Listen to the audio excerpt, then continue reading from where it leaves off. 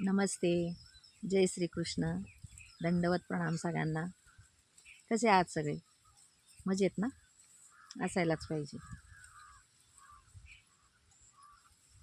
स्वस्थ रहा, मस्त रहा, आनंदी रहा. आपलं सर्वांचं आपलं हक्काचं चॅनल नाथ संस्कृतीचा, याच्यावरच आपण सगळ्यांचं स्वागत करूया. नाथ संस्कृतीच्या ह्या चॅनलवर आपलं सर्वांचं स्वागत. तर मैत्रिणींनो आणि भावांनो, आपण आपल्या चॅनलवर श्रीमद भगवद्गीता शिकत आहोत, हे तर सगळ्यांनाच माहीत आहे.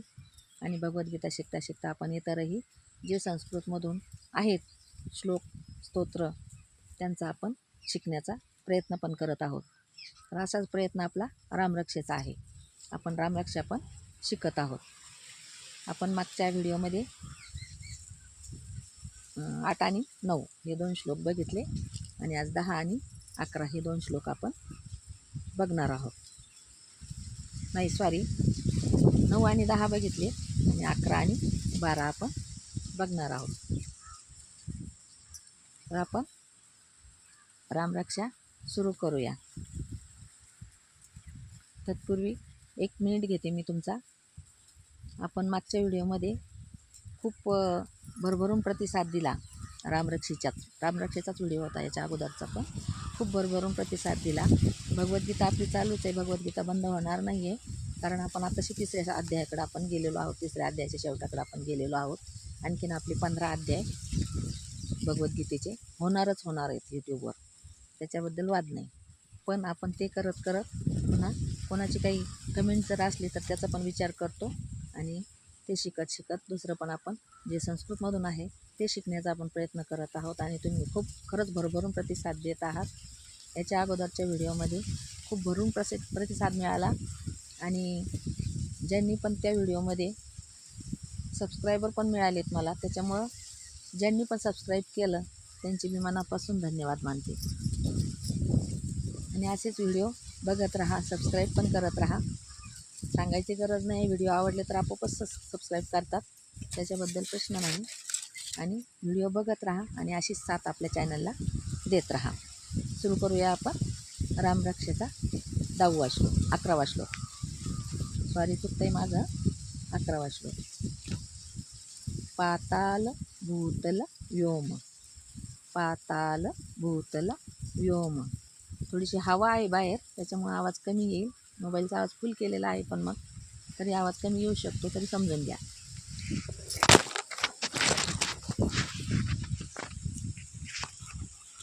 पाताल भूतल व्योम. पाताल भूतल व्योम. पाताल भूतल व्योम. पाताल भूतल व्योम. पाताल भूतल व्योम. चारिणश्छद्म चारिणः. चारिणश्छद्म चारिणः. चारिणश्छद्म चारिणः. चारिणश्छद्म चारिणः. आंब्याच्या झाडाचे आंबे पडू लागले, ते वाजल्यामुळं घाबरले थोडंसं. पाताल भूतल व्योम. चारिणश्छद्म चारिणः. पाताल भूतल व्योम. चारिणश्छद्म चारिणः. पाताल भूतल व्योम. चारिणश्छद्म चारिणः. न द्रष्टुमपि शक्तास्ते. न द्रष्टुमपि शक्तास्ते. न द्रष्टुमपि शक्तास्ते. रक्षितं रामनामभिः. रक्षितं रामनामभिः. न द्रष्टुमपि शक्तास्ते. रक्षितं रामनामभिः. न द्रष्टुमपि शक्तास्ते. रक्षितं रामनामभिः. पुन्हा एकदा पूर्ण श्लोक घेते. पाताल भूतल व्योम. चारिणश्छद्म चारिणः. न द्रष्टुमपि शक्तास्ते. रक्षितं रामनामभिः. पुढचा श्लोक घेऊया आपण 12वा. रामेति रामभद्रेति. रामेति रामभद्रेति. रामचंद्रेति वा स्मरन्. रामेति रामभद्रेति. रामचंद्रेति वा स्मरन्. रामेति रामभद्रेति. रामचंद्रेति वा स्मरन्. नरो न लिप्यते पापैर, नरो न लिप्यते पापैर. पापैर भुक्ती भवर रफार आहे, तो रफार आपल्याला अलीकडं पापैवर घ्यायचा आहे, म्हणजे त्याचा तिथं रचा उच्चार करायचा आहे. नरो न लिप्यते पापैर भुक्तिं मुक्तिंच विंदती. नरो न लिप्यते पापैर भुक्तिं मुक्तिंच विंदती. नरो न लिप्यते पापैर भुक्तिं मुक्तिंच विंदती. रामेति रामभद्रेति रामचंद्रेति वा स्मरन्. रामेति रामभद्रेति रामचंद्रेति वा स्मरन्. नरो न लिप्यते पापैर भुक्तिं मुक्तिंच विंदती. नरो न लिप्यते पापैर भुक्तिं मुक्तिंच विंदती. आपण 12पर्यंत घेतले. आता मागचे आपण मागच्या पानावरचे मागचे सोडून देऊ. आपण आता 6 पासून 12पर्यंत पुन्हा रिपीट करूया. जिह्वा विद्यानिधी पातु कंठं भरतवन्दितः. स्कंदो दिव्यायुधः पातु भुजौ भग्नेशकार्मुकः. करौ सीतापतिः पातु हृदयं जामदग्न्यजीत्. मध्यं पातु खरध्वंसी नाभिं जाम्बवदाश्रयः. सुग्रीवेशः कटी पातु सखिनीं हनुमत्प्रभुः. ऊरुरगुत्तमः पातु रक्षः कुलविनाशकृत्. जानुनी सेतुकृत् पातु जङ्घे दशमुखान्तकः. पादौ विभीषणश्रीद पातुं रामोऽखिलं वपुः. एतां रामबलोपेतां रक्षां यः सुकृती पठेत्.